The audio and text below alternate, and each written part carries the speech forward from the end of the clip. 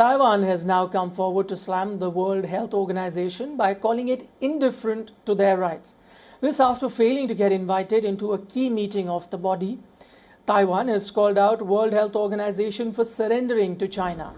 This after Taiwan's several failed attempts to access WHO's assembly.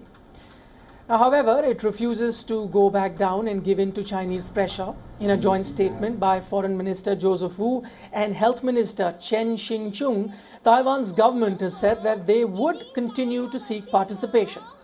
Taiwan has urged the WHO to maintain a professional and neutral stance, reject China's political interference.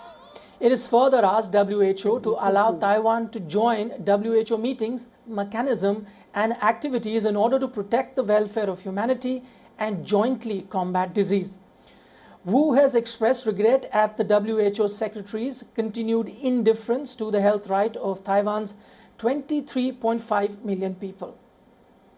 Taiwan was invited to the WHO as an observer nation in 2008, and until 2016 it played an active role in all meetings.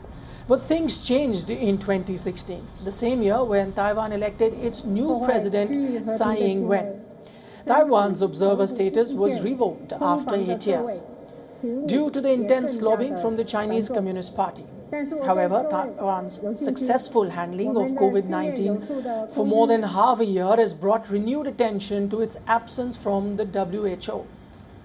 US legislators have long called for Taiwan's return to the World Health Assembly, and this time even the G7 has come out in full support. Earlier in April, the Interparliamentary Alliance on China released a campaign video during the WHO to invite Taiwan back. They said if Taiwan is left out, we all suffer. China is standing up in arms against the world when it comes to Taiwan's re-entry to the WHO.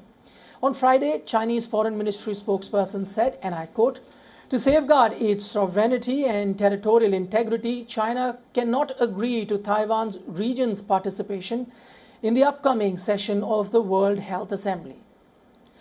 Meanwhile, China says Taiwan can only take part if it accepts it as part of one China, and that only Beijing has a right to speak for Taiwan on the international stage, and Taiwan has in any case been given the access it needs during the COVID-19 pandemic. Amid the renewed calls for WHO inclusion, Taiwan has accused China of conspiracy to mar its chances. Earlier this week, a Taiwanese official accused China of spreading fake news about the COVID-19 situation on the island.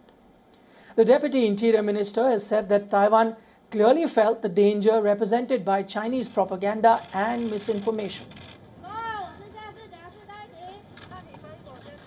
社会治理，维护社会和谐稳定，确保国家特色社会主义共同。